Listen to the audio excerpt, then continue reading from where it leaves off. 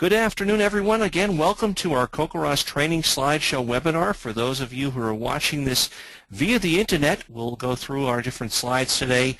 For those of you who are on the live broadcast, we'll have a chance to type in some questions and follow up and answer those after the webinar, after our slideshows.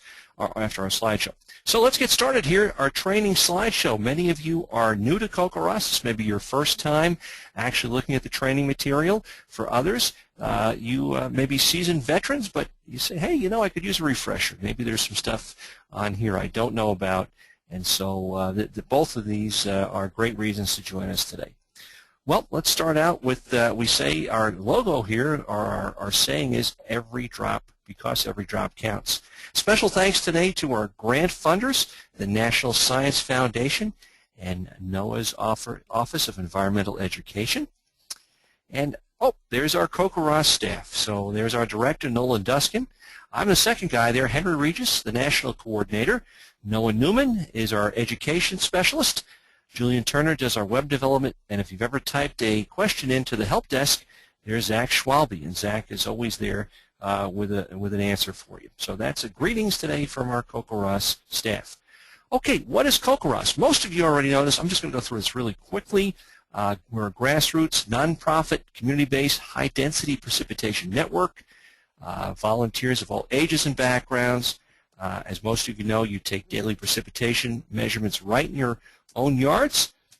We train folks. We use low-cost measurement tools such as the 4-inch diameter high-capacity rain gauge. We'll talk more about that during our talk today. And then aluminum foil wrapped styrofoam hail pads. Not everybody measures hail with the hail pads. You can also measure it without. We'll talk about that as well. Again, training, that's what we're doing right now. And there's our website. So most of you have been on our website to sign up, but click around on it. You can find a lot of different things, and it's a great chance to become more familiar with our program. Okay, again, one of our things here is your data gets viewed immediately when you put it up, as you see in that slide. And so people have asked us, hey, why CoCoRaHS? Why have you started? Well, precipitation is important and highly variable. As you see in this slide, it can rain on one side of the street, literally, and 2 blocks away, nothing. And also, data sources are few and rain gauges are far apart in many parts of the country.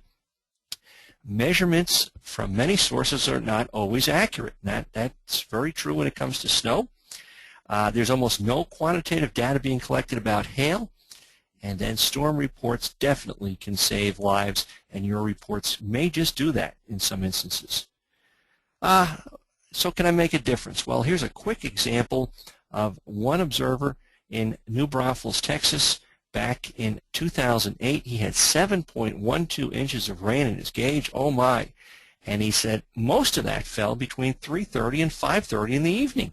If you look around here on the arrow, everybody else was close to zero. And this, if you look at the radar, one pulse thunderstorm that sat there and rained and rained. And so by that point being out there, we were able to realize there was a tremendous amount of rain coming down in a very tiny area. And that's where you come in. You guys can really make a difference with your observations as we fill in the pixels, we like to say, on the picture. Our main focus, provide quality precipitation data and educational opportunities, and we want to help the public, that you, better understand weather and climate. You know, we get the question all the time, well, I do this, are my data used? Oh, wow, you bet your data are used. And here are just some of the organizations, the National Weather Service, hydrologists, the National Drought Mitigation Center. A lot of these organizations look at your observations every day, and they go into these products. We are not a organization where we get the data and it goes into some book and sits on the shelf. The stuff is used daily. It's vital to a lot of our different organizations out there. Even mosquito control. They'll look for ponding of water where West Nile virus might spread. So your stuff is very, very important, and we're so glad you're part of our program. And here's just a couple other ones real quick. NOAA's River Forecast Centers, they use your data as well. NOAA's National Hurricane Center, you've all heard of them. They'll do post-tropical storm analysis of using our CoCoRaHS data to see how much rain fell in different areas. And NORSC, which is the National Operational Hydrological Remote Sensing Center. Wow, that's a mouthful. But they look at the water content of your snow measurements, and very, very helpful. In fact, the data back in 2011, over 50% of their observation reports came from CoCoRaHS observers. So again, you guys are vital to a lot of organizations in the United States, and you may not even know it. And also in Canada and Puerto Rico, which will be starting up soon. So section 1, we're going to go through a couple different sections here, setting up your equipment and measuring precipitation. So, well, what are we going to look at here? We'll show you how and where to place your gauge and hail pad, and then we'll explain how to measure rainfall with your gauge, and then we'll illustrate how to observe hail, and briefly, we'll just briefly go over measuring snow depth, and water content. And there's another slideshow you can watch at a later time for that. All these slideshows are available on our website if you want to go back and watch them later on. So placement of your gauge. Yep, the location is the key to good data. Okay, the all-time #1 worst place to put your rain gauge is exactly that. Top right, leave it in the box. And I know many people get the gauge and it sits in the box. As soon as you get it, just take it out. Just stick it out in your yard. Doesn't even matter if you mount it yet. Just get it out of the box. That's the first thing. And then places you don't want to put your gauge. Well, yeah, end of the downspout, you probably get a high reading with that one there. Avoid placing it under trees or any structure. That'll impede the precipitation from coming down. And they'll all, it's very convenient to walk out the back door and have your rain gauge right on your deck. It's still a little bit too close to the house. If you don't have a yard, it's okay. But if you can put it further away, we would appreciate that. Other places to avoid putting your gauge. Well, sprinklers, both big ones here. This is a center pivot gauge, or center pivot out in Nebraska. And then the small ones in your backyard you have to watch for. Steep slopes, that's a pretty steep slope. And then animals. Sometimes, you don't want to put it too close to where animals might disturb the gauge.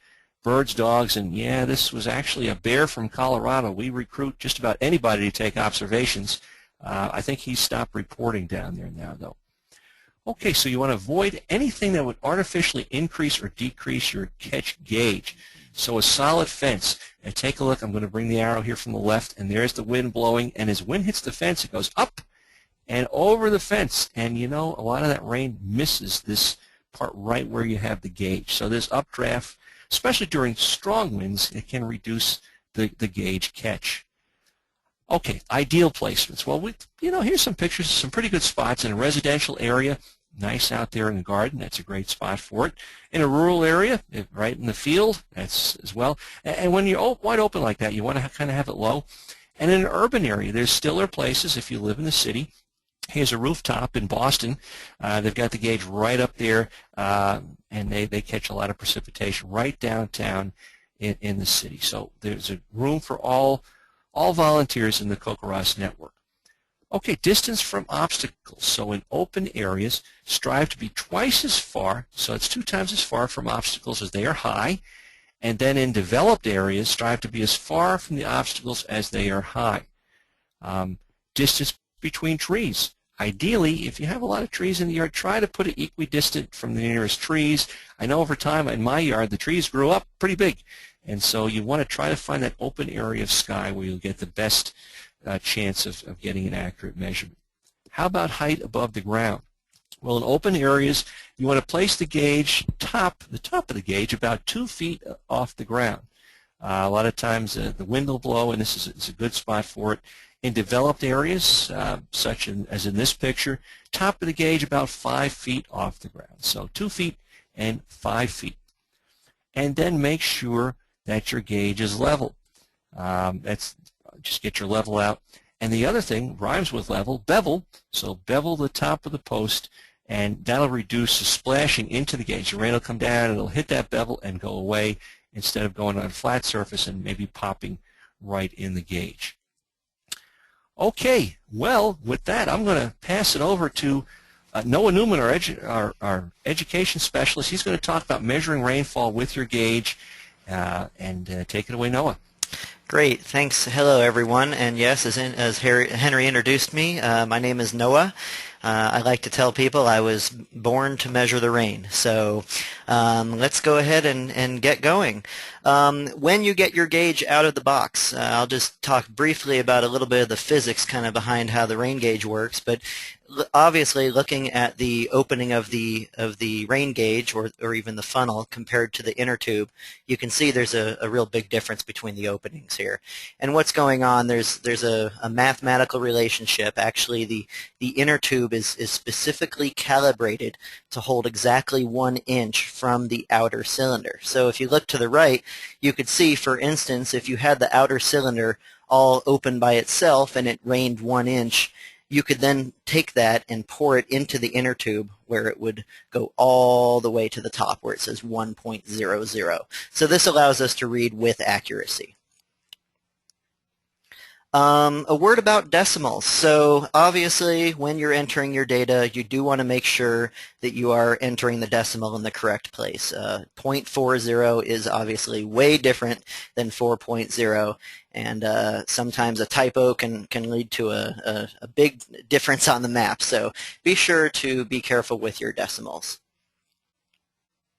Another thing, since we are, of course, as Henry mentioned, the accuracy of our data are very important based on all the folks who use the data. So please do not do any rounding.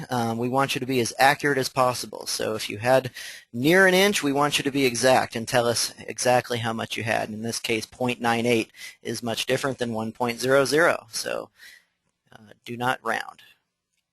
And when do we take our observations? So most of you know that our observations are, normally it's a 24-hour report, and we prefer that everyone takes their measurement at 7 a.m. Now, this is not always easy for everyone. Some of us are out of bed and on our way to work before 7, or maybe even still sleeping in at that point. So we do have a window, a 2.5-hour window, where you're allowed to observe your rain gauge and your data will still be on the map. Now that being said, we do have several observers that do not prefer a morning reading. They'll take it at even midnight, for instance. But we still accept that data. That's fine. But just please be accurate with the time that you're entering on your data sheet. My colleague Zach is going to go over data entry in a few, and we'll talk about entering the time of your observation on your form. Okay, so we're going to talk about reading the gauge and go into some of the more common situations that you encounter. The single most common observation that you will get is 0. It did not rain. But is that data important? Do we really even want to know if it didn't rain? Well, of course, definitely. Zeros are very important. Drought experts are looking at our data all the time, and a 0 makes a big difference. You know, if for instance, if you just decided to not report, well, then there'd be nothing on the map at all, and you could leave scientists kind of scratching their head wondering if it rained or not. But if you report that 0, then they know for sure that no rain actually reached the ground. Okay, so the next most common observation you're going to have is called a trace. And here you can see there's evidence that rain fell into your gauge. There's a couple little drops, in which case you would enter a capital letter T for trace. But one thing I want to point out here is that it doesn't necessarily have to land in your gauge. If you're at your site, if you're at your location, and you witness one raindrop hitting the ground, even if it did not land in your gauge, that is considered a trace. So go ahead and put a capital letter T in the field for your precipitation. All right, so now we're talking about kind of what would be considered maybe a smaller rainstorm. Here, this you can see is 0.04 or 4/100ths of an inch. You know, one thing I like to mention here, when I first joined CoCoRaHS and set up my rain gauge, you know, I'm entering zeros almost every day, and then finally a storm came, and let me tell you, there were puddles everywhere. I was so excited to go outside and see how much I got, and that's about how much I had in my gauge, was about 400. So what seemed like a really big rainstorm felt disappointing at the time, but But over time, you'll start to actually be able to look out the window and get a good gauge for how much rain's actually falling. Now, going back to kind of our middle school days, this is a fun word, the meniscus. If you recall, water has a property called surface tension, where it's basically liking to stick to the sides of the inner tube here, and gravity kind of pulls the middle part of the water down, forming this little curved, what's called a meniscus. So, of course, we remember that we always want to measure from the bottom of the meniscus. And now we're getting into a little bit of a soaking rain, and I actually like to just point out here, I just talked about the meniscus, and then you're looking at this and going, well, there is no meniscus. Well, we used that was a brand new rain gauge with probably some clean drinking water there, so I promise you will see a meniscus when you get actual rain in your gauge. But here we are, this is a ½ an inch, 0.50. And oh, here we go. Now this is a really good rain. That's a 1 inch, and we of course record that as 1.00. Now, if it rains cats and dogs, in your opinion, where it is really coming down and you are shocked at kind of what you've seen in a short amount of time, we would really appreciate it if you would submit a special separate report. So again, this is separate from your 24-hour report that you'll submit every morning. It's called a significant weather report. And when you log in and go to your My Data page, if you look to the left-hand menu, there'll be under Enter My New Reports, you'll click on Significant Weather, and you'll fill out the report as best you can. If you don't know some of the answers, you can skip them. Nothing is required in the page, but this particular form goes immediately to your local National Weather Service office, and this can provide incredible information that is just that really can make a difference. Here, in this particular case, we've got a meteorologist with the National Weather Service who received a significant weather report and was able to issue a flash flood warning, and he said that the lead time would have been much less without that CoCoRaHS report. So these significant weather reports are very important, but keep in mind, if you fill out a significant weather report, remember that amount that you submitted, because you need to add that to your total for the next morning for your 24-hour report that you'll submit at 7 a.m. the next morning. Okay, so speaking of lots of rain, when you get over an inch, obviously it's going to overflow outside of that inner tube and start to go into the outer tube. And the entire rain gauge can actually hold a little bit more than 11 inches. So what do we do? Well, you take the inner tube out, which has obviously the first inch obviously in there, so you'll pour that out and you'll write it down. And then you take the funnel, put it over the inner tube, just as you see in the middle slide there, and pour more of the water in. Now, in this particular example, Nolan is being careful. He's outside and probably isn't pouring it over a bucket or anything. So he's being careful to not overflow. You don't want to pour too much. So you can mark how much you have, write that down, and continue the process until you have poured all of it out. And here's our example. He had an inch to begin with. Then he reported another 97 hundredths, 88 hundredths, 92 hundredths, with a total of 3.77. All right, Hale. So for Hale, a lot of people actually think that if they don't have one of our styrofoam aluminum foil wrapped hail pads that they're out of luck and they're not able to report hail, but that's just not true. Actually, in the same place as we pointed out the significant weather report before on your data entry page, if you look to the left-hand menu, click on Hale, and you can fill out that report. Same thing, that is a real-time report. It'll immediately go to your local National Weather Service office and provide them with very important information. So even without a hail pad, please report hail. Okay, so for snow, of course, we're entering summertime now, so we're really not going to talk too much about snow, other than to say Nolan's famous quote, "Snow is good."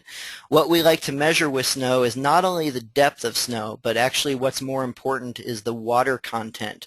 So we take the snow that falls in the gauge and melt it down and measure that amount of water. And we can do not only the new snowfall, but the total amount of snow that's on the ground, both the depth and the water content. But that is for a whole nother day, and you are welcome to look at the slideshow on your own. We've got many other resources on our website and YouTube pages for measuring snow, but we don't have to worry about that until the fall. So I think that covers my section, and we are going to now go to Zach Schwalbe to talk about reporting. Take it away, Zach. All right, thanks, Noah. Okay, so yes, I'm going to be talking about entering that report. So we just learned about how to take that report. Now, the whole reason you're part of CoCoRaHS is to tell somebody about that report. So this is reporting your observation. So this is the website. You'll come here first thing in the morning after you get your report, and you'll probably click on that My Data link right up there. So you click on that link, and it takes you to the report form. So the first thing you're going to do is double check that the observation date is correct and that your observation time is correct, and then enter that report to the nearest hundredth of an inch. So that's 2 places after the decimal. Like we've all said so far, we want accuracy. And the next thing you're going to want to do is enter some comments. So we always love to read comments. This helps verify a report amount, especially if that amount is higher or lower than some of the others. If you get some quick comments in here like this one, quick thunderstorms dumped over ½ an inch of rain, tree branches down, that can help us verify that report, and they're very helpful for those of us who are looking at the reports. And then, of course, you want to hit the submit button. So up in that upper right-hand corner, just hit that submit button. If you want to enter any extra information, there is other information if you scroll down below the comments, but this is kind of the main meat of the report. So just the amount and then the notes. And then once you hit that report, it'll pop up and you can actually verify your report, which we're not showing that page right now, but you'll see the message of the day, and then you scroll down and you can double check your report again to make sure you entered everything correctly. But you can also go to our maps and double check your observation. Now I do want to say it will take up to 15 minutes for your report to show up on the maps. These maps don't update right away. They update once every 15 minutes. So it could take about that long before you see the report. But you can zoom right down into your county level and check out how your report compared to all the others.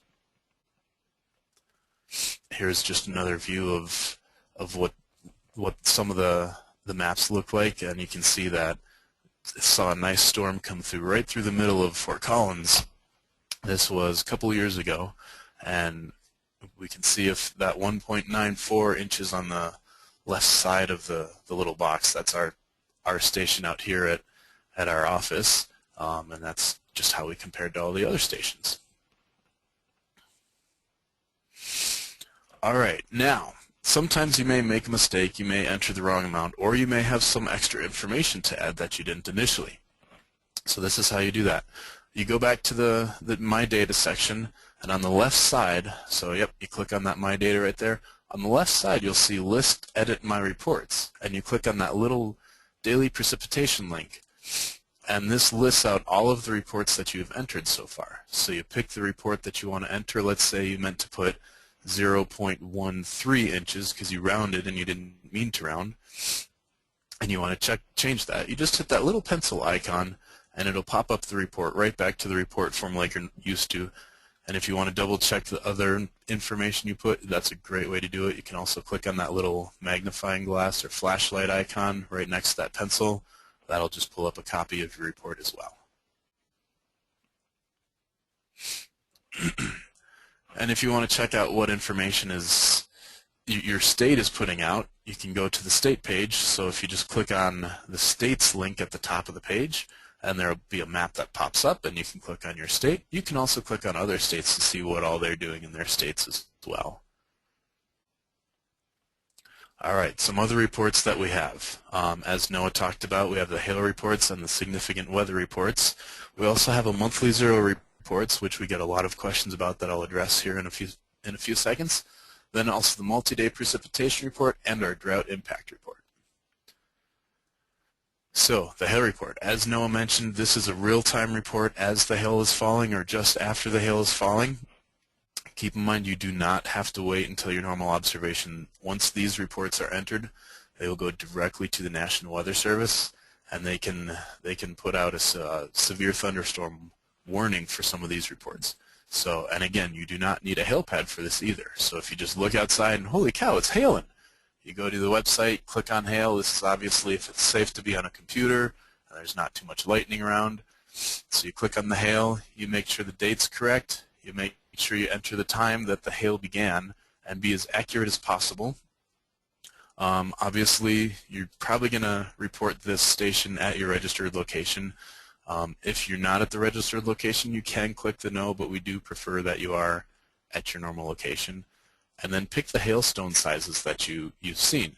So it's also helpful to have a few maybe pennies and quarters and a ruler sitting around near you as you're doing this so you can help kind of get the sizes. So select all the sizes that you've seen, the duration of the storm, and then the accuracy of your time. So if you're like, well, I think the storm was about 15 minutes, then you might pick the 2-minute. If you're really unsure, you might pick a little bit longer of an accuracy time. I think we have this time is absolutely right on accurate, 2 minutes, 3 to 5 minutes accuracy, and more than 10 minutes. So that means you were kind of paying attention, you may have heard some hail, and this is about the time that it happened. Obviously, the other information that you want there is the hailstone consistency, so if it's hard or soft hail, also clear and white hail. That helps the meteorologist kind of figure out how the storm was created. If there was more rain than hail, all of this helps out those who analyze hailstorms afterwards, and then when the hail started and the largest hailstones. And again, there's also comments that you can enter if you see something that isn't here. Alrighty, the next form that we want to talk about is the monthly zeros report form. Now this form is very helpful for those who are in drought because, like Noah said, we want your zeros. Zeros are just as important. I always like to say that 0.00 is an amount, and we want to know any amount you receive. So we want to make it easy since 0 is one of the most common amounts, so we have this monthly zeros report form. So when you first go to this form, you'll see that days that you haven't entered a report, they actually have a little blank checkbox, like the 14th of May or the 20th. Okay? If you were certain that day was 0, then go ahead and put a check in that checkbox for all of those days, and you can fill this out weekly, monthly. Some people just wait until it rains. Again, we do like these reports as soon as possible, but this is to help you out to get those reports entered. Then once you hit the submit button, it'll automatically report a 0 for that day, as we can see on the bottom right one. Of course, don't forget to hit submit. Okay, and then our significant weather report form. This is another form that Noah talked about. If you have some heavy rain or some heavy snowfall and it's just raining cats and dogs, you're going to click on that significant weather link. Again, make sure the date's correct, enter the correct time, and again, these reports are real-time reports, so you can enter this as it's happening or just after it's happened. The duration, obviously, and then the rain amounts. So this first rain amount is the new rain and melted snow that fell during the report duration. So let's say the storm began a lot earlier, but this was the most intense time. So you measured a total of, let's say, 1.56 inches, but that most intense section was 1.35. That's what you would put in that top one. And then if you knew what the total precipitation is since that little storm began, that would be the bottom one. In this case, the whole time was the most intense part, so you just enter the same for both. And then our multi-day precipitation form. We do get a lot of questions that say, can I report even though, or can I participate even though I tend to go on vacation a couple times a year? Well, of course, we are happy to have you participate, but this form is for when you go on vacation. So if you're out of town, just leave your gauge out. When you get back, you check your rain gauge. So you'll enter the start date of this period. So first you click on the multi-day accumulation link. The start date is the first day that you missed. Okay, so this is usually the day after your last daily report.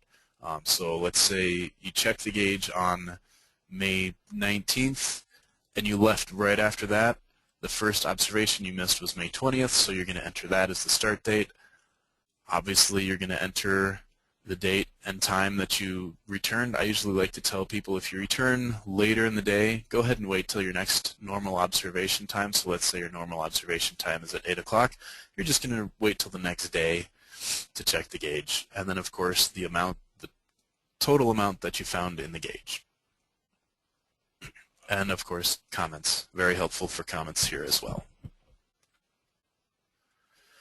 And then the last form that we like to mention is our drought impact reports. So this is usually if it's been a little dry in your area and you just want to let us know, hey, it's kind of dry. These are very helpful reports. You can enter comments, so you can say kind of when this started, when it ended. If it's still continuing, you don't have to put the end date, and then any comments. So this comment is, the pool at our house was dried up over the summer. Many trees have lost their leaves due to the lack of rain. This corn in our fields has not materialized, and this will likely impact our livestock. So any comments that you want, and it could just be that our grass is drier than normal and we have to water our lawn. We normally don't have to water our lawn, but this year we had. Something as simple as that.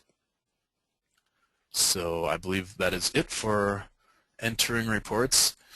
And if you have any questions, again, you can always contact us later. We'll talk about this later. But first, we're going to go through some frequently asked questions with Nolan Duskin, our director. Good. Excuse me, got to clear my throat.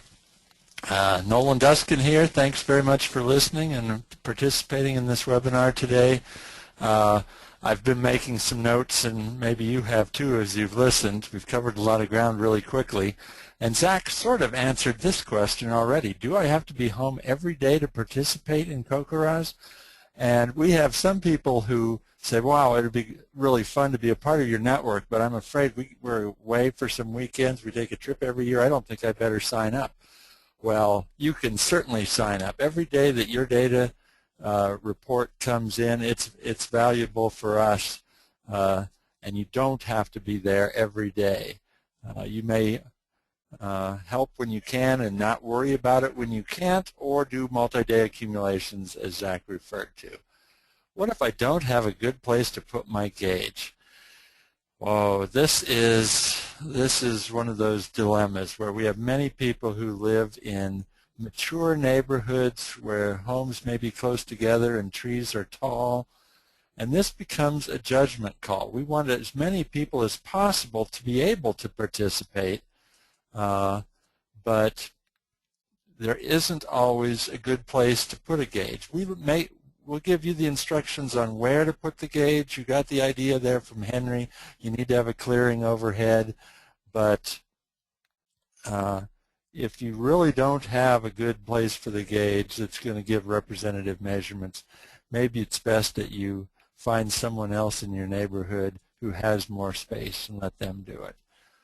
What if it hails when I'm not at home? Well, it's really easy when you have a hail pad. You will be quick to be able to tell.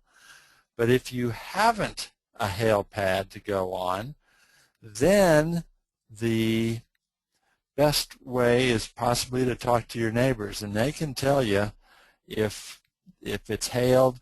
Again, you can fill out what you're able to. Yes, there was hail. You can give approximate information. That's very helpful to us.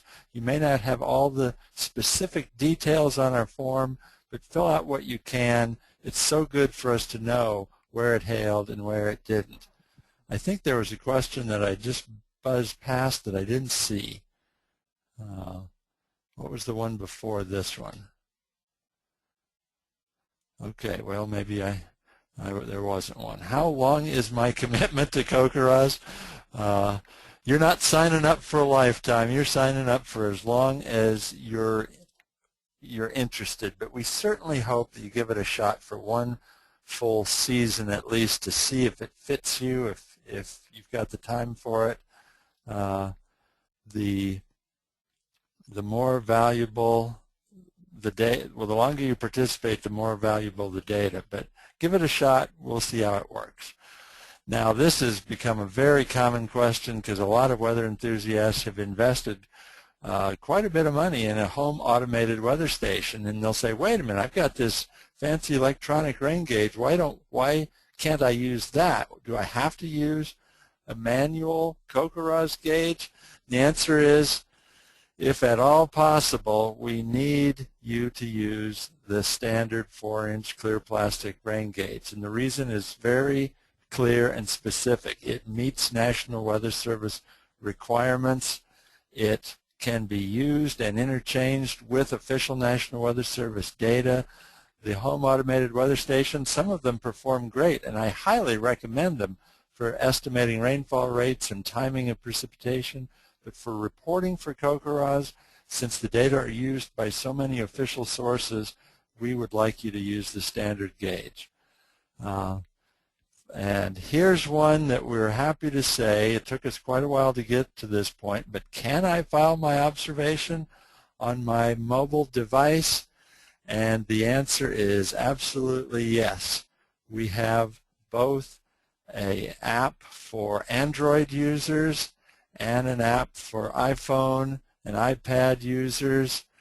The screens look about like this. You have to download the app, but they make data entry very easy. One disadvantage of the app is just if you happen to type in an error, there is no app error correction. You have to get back on a PC to be able to do that.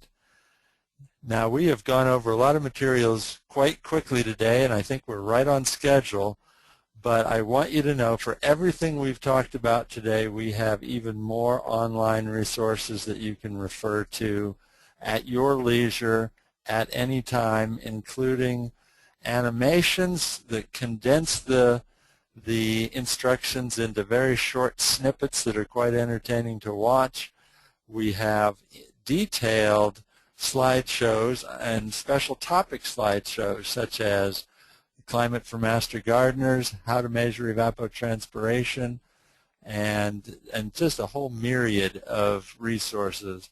Our YouTube channel is a great place to go for seeing video education materials for measurements and climate. What comes next?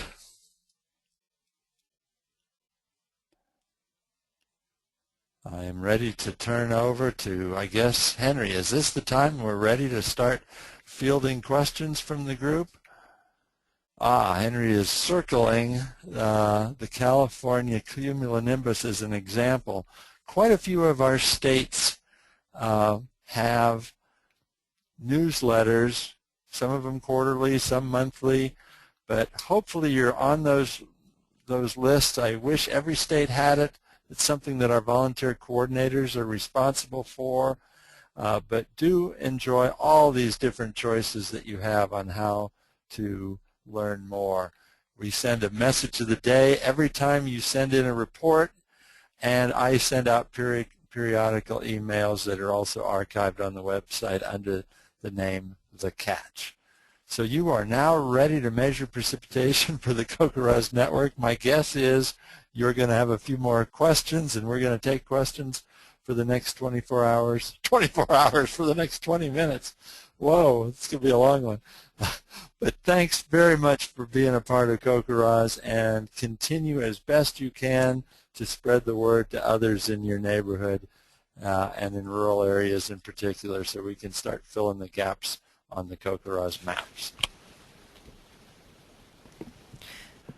Melvin, this is Noah. The one slide we missed, it was about dew. If you could maybe briefly mention, do we measure dew? Oh, do we measure dew? Dew and fog is one of the items that come up many times during the year in different parts of the country. Not all of us are subjected to that. But if it's a clear day, no precipitation at all, and then a clear, cool night, you might get some dew form on the gauge, and if it's really heavy dew, it may even drip down in and be a measurable amount, 1/100th or even 2/100ths. But if that was moisture in the gauge from dew, not from precipitation that fell from clouds, then you do not report that as precipitation. You note it, however, in comments that you had a moisture in the gauge from dew. Same for fog, and then at some point it becomes a gray area, literally, as the fog is more like a drizzle, and then that starts to be precipitation. So have fun with that. Almost all of us will experience that from one time or another. But our goal in reporting precipitation is reporting what fell from the sky, not what condensed on the gauge.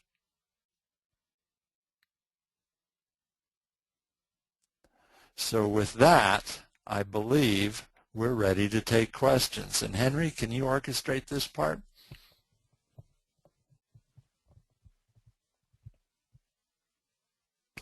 Hey Nolan, this is Henry. I think, or this is Zach. I think Henry's mic may have shut off on him. So Noah, if you want to do the questions. Sure, that sounds fine. And so we're gonna first of all just switch to the main CoCoRaHS page that you should be able to see here in just 1 second, and we will go on to some questions. Nolan, one question that came up is about evaporation from the gauge. Are there concerns over accurate measurements when the temperature is hot, causing evaporation from the gauge? There certainly are concerns. We had a few of our volunteers do some tests, but it turns out as long as you have the funnel snugly in place, the evaporation rate from that inner tube is quite small. The only exchange out of that gauge is through the very little opening in the bottom of the funnel. And on a hot sunny day, there may be a half of a hundredth and sometimes as much as 1/100th of an inch of evaporation. It does come into play when you're gone for several days in the middle of summer, or if you're operating your gauge with the funnel out, which we often do in the winter for snow data collection. Then with the open gauge you have much higher evaporation rates, and you want to get those measurements as quickly as you can after precipitation occurs. Okay, Nancy from Arizona is asking, I live in Arizona where we often get months with 0 precipitation for all days. Our state rain reporting network allows us to click one button to insert zeros for all days. Could you add this feature? So, I can basically initially answer that with, unfortunately, the best we have at this time is the monthly zeros. That is something we will take as a suggestion for the future, but for now, I think the monthly zeros at least allows you to click at least one day at a time for the zeros. And I would like to chime in on a comment there. Please. When you do use the monthly zeros form, there's a tendency for people who do either the monthly zeros, or if we had that option of reporting 0 for an entire month, that they may forget some small precipitation amounts that occurred, or maybe even some larger ones that occurred when they were gone. And we end up with a whole lot of false zeros being reported. So make sure before you click a 0 box that that does in fact match up with your report for that day. And also remember the date. Most of us do our observations in the morning, and the day and the report is assigned to the calendar day on which the data are entered into the system. Much of the precipitation, especially in summertime, falls in the afternoons and evenings. And some people will say, that fell on Thursday afternoon, and they'll put it down on the Thursday date, whereas it really, if you're a morning observer, it should be on the Friday date. So be careful when you go back and get the dates right. That's one point I wanted to make. Thanks.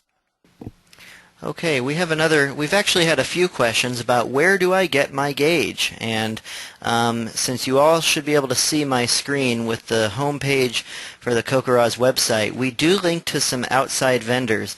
Us being associated with Colorado State University, we're really not in the business of selling rain gauges ourselves, so we do have some outside vendors.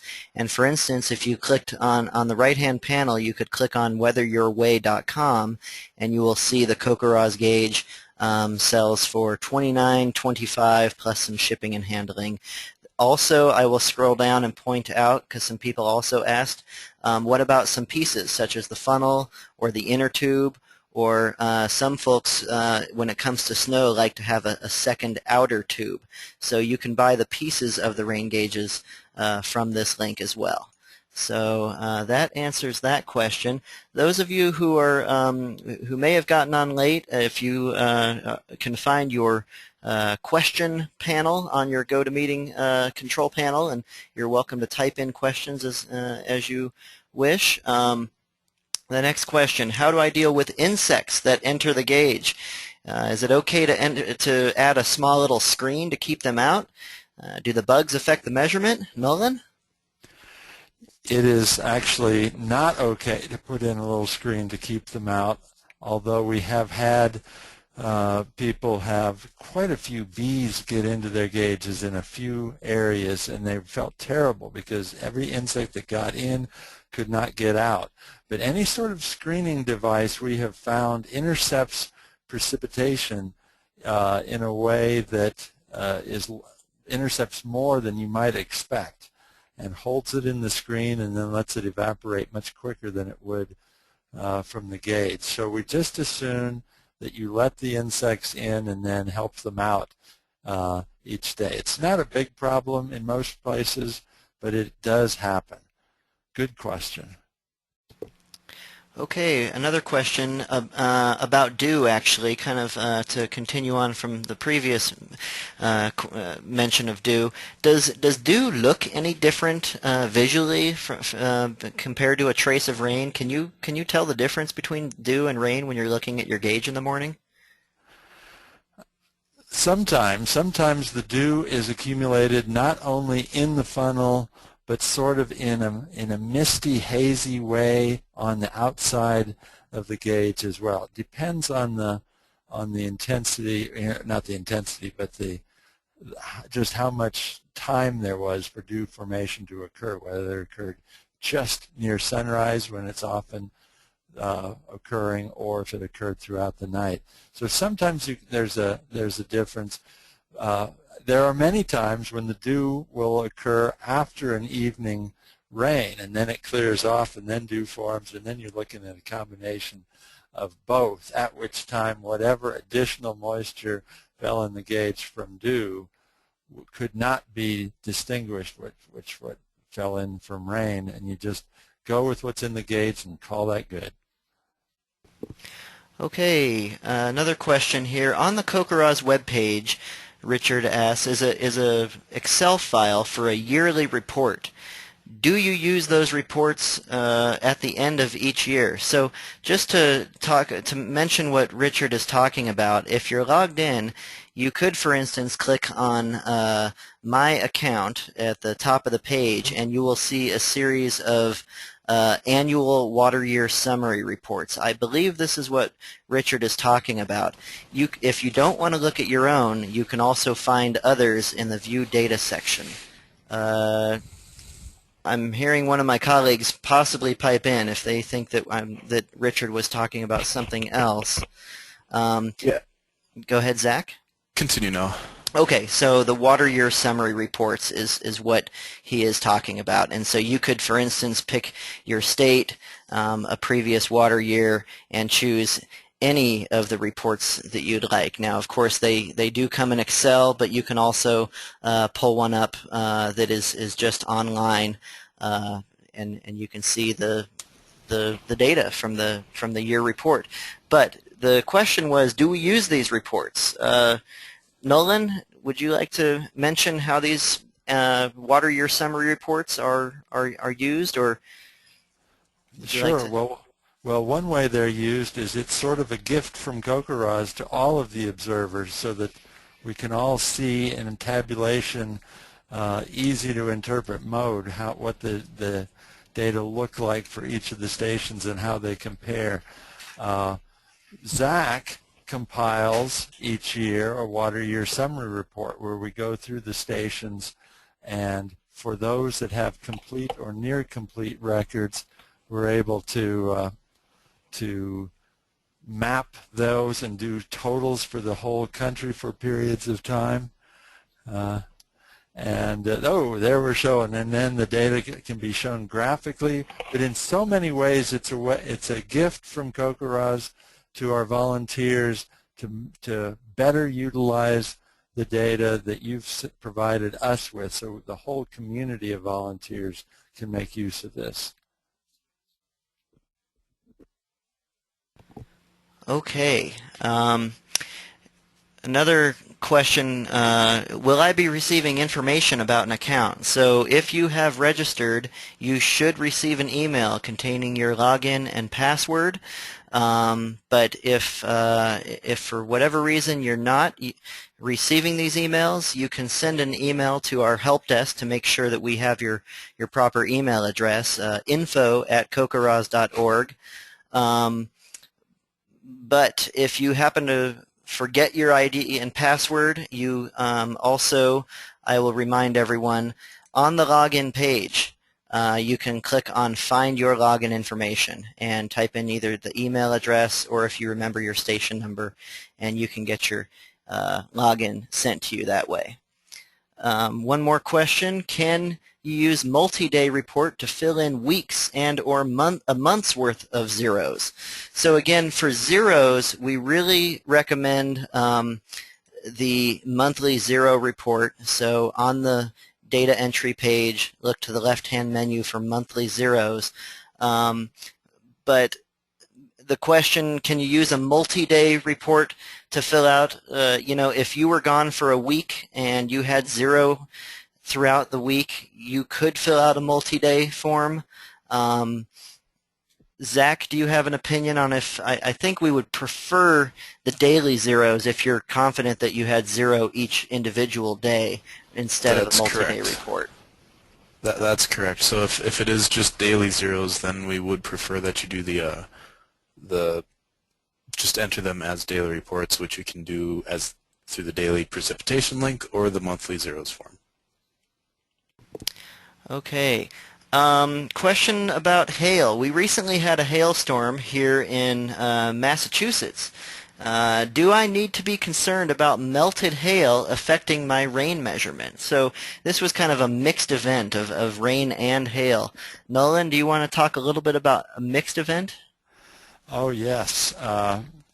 When we measure precipitation, precipitation is the water content of whatever fell. So it will be rain, hail, snow. So we do want to know that water content. What's interesting, if there's much hail or large hail or really hard hail, some fraction can bounce out of our funnels. And a few very dedicated observers have even learned to put out two gauges, one with the funnel in and one with the funnel out, so that in that rare situation of heavy hail that they will have it all collect in their gauge and not bounce out. But no, you don't need to distinguish the water content from rain versus the water content from hail. Just give us your best estimate of how much hail and the size distribution, and if there was so much that it was accumulating on the ground, give a depth of how much it accumulated on the ground. These are all things that we value greatly. And we see many reports where hail is mentioned in the comments but never reported as a hail report. We understand why people do that, and a lot of people are not familiar or comfortable with the hail reports or don't think they gathered enough information to submit one. But if you had hail, please submit a hail report form. Again, it only takes a second or two, well, minute or two, and it will then go in a hail database that we can use in a great deal of research. And in fact, it's a database that you can play around with hail research as well, doing sorts by size distribution, by time of day, by area of the country, all sorts of things. But unless you filed a hail report, we won't know that. Okay, we have about 5 minutes till the top of the hour, so at that point we will cut it off, and if there are any unanswered questions, we will send emails to answer your questions.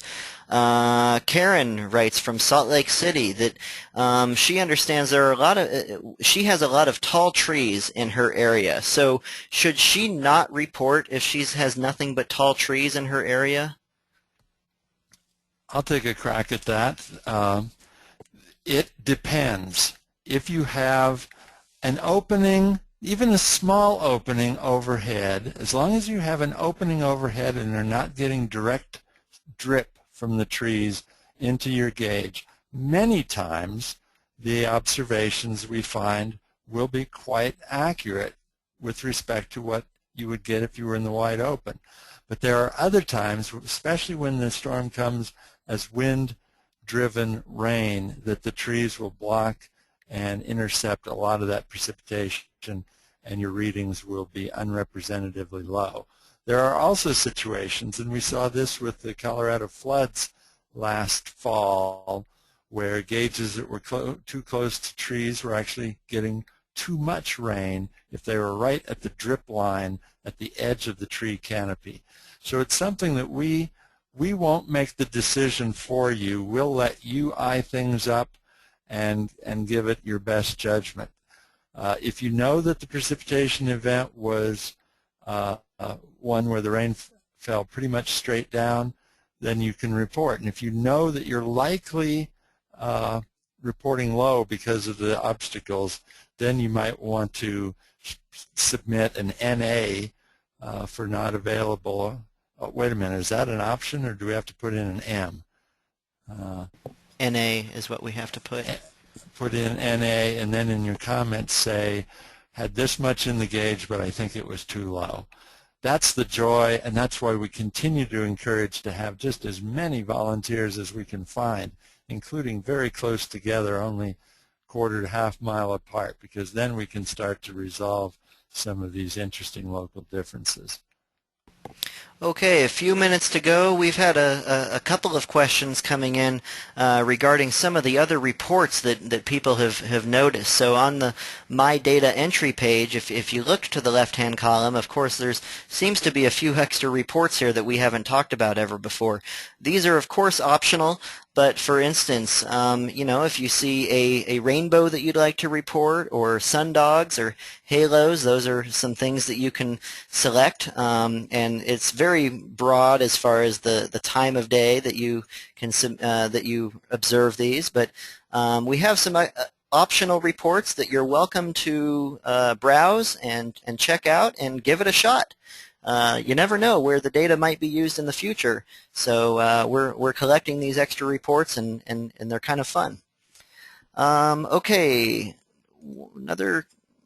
one more question here that I wanted to pose to Nolan. Can sticks get in my gauge and mess up with my recordings?